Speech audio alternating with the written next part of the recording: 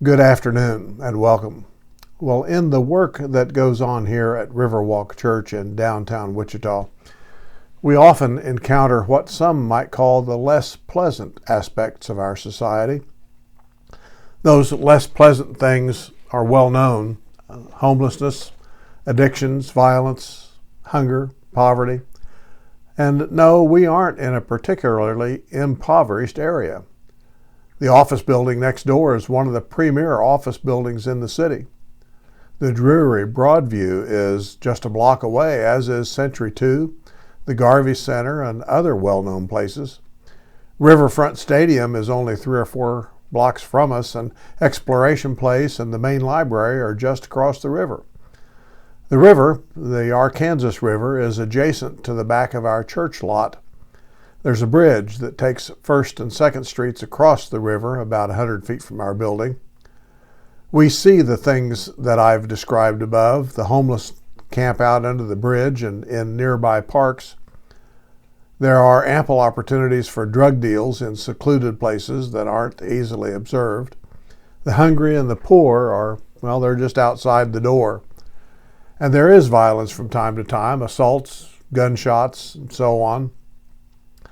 We encounter the seamier aspects of society quite regularly here, and we understand that those things and the people who are involved in those things, well, they're a part of our neighborhood. Our desire is to interact with our neighborhood in ways that will bring about redemption, regeneration, and wholeness to the neighborhood. We've tried many things, and at times we've succeeded in working with 1 or 2 or 3 of our neighbors. However, as we look, we see so much need and so few resources that we wonder if what we're doing is making any difference at all. Well, I correspond rather regularly with a friend, Kendra Brookhuis. Kendra is an author and a stay-at-home mom. She lives in Milwaukee, Wisconsin with her husband and kids in a part of that city that is, in at least some ways, mirrors the downtown Wichita area surrounding Riverwalk Church. They moved to that area intentionally in an effort to be salt and light, so to speak, to a neighborhood that is less than a pleasant place to live at times. Additionally, the school where her husband teaches and where her kids attend is right across the street from their home.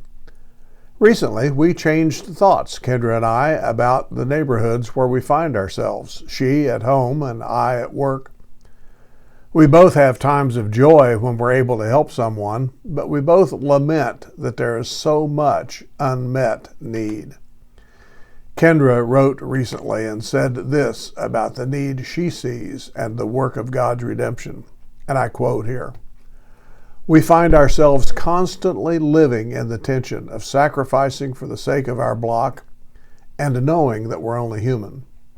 I see things on social media that say, changing the world for one person changes the world.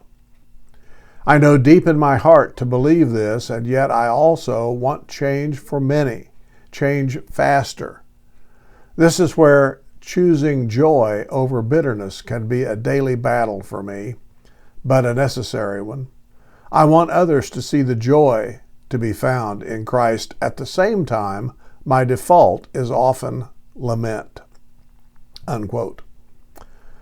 Well, I can relate to Kendra, and I'm guessing some of you can relate as well. Days, weeks, and sometimes even months and years go by with no noticeable change on how things are, even though many, including ourselves, have poured time, resources, and energy into making a difference.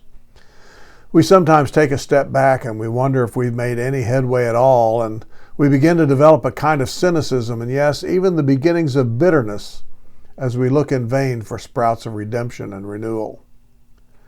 And as Kendra said, we have a daily choice to make.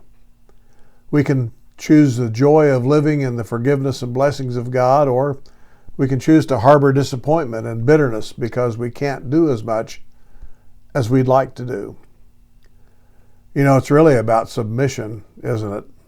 Submission to the will of God. Living in His glory rather than stacking up successes for ourselves and glorying in how much we are able to do. I'm reminded of how many followers Jesus had when he hung on the cross. Even Peter betrayed him in his hour of need. I'm also reminded that even after his resurrection, apparently, there were no more than about 120 of the faithful awaiting him. 3 years he spent teaching, healing, comforting, and revealing himself to the world, and he ended up with the 12 and a few hands full of other followers. In our lifetime, we may be the instrument of God in the redemption of just a few precious souls. Not all of us can be successful evangelists. Not all of us can go on mission to other nations of the earth, teach and make disciples. Not all of us can gather a crowd eager to hear the gospel of Jesus. But we can choose to live in joy and submission to the God who created us and who loves us and who chooses us to be the salt and light in the places we go and in the hearts of those he chooses to send our way. Choose joy. Choose submission. Choose thanksgiving. Choose love. Blessings.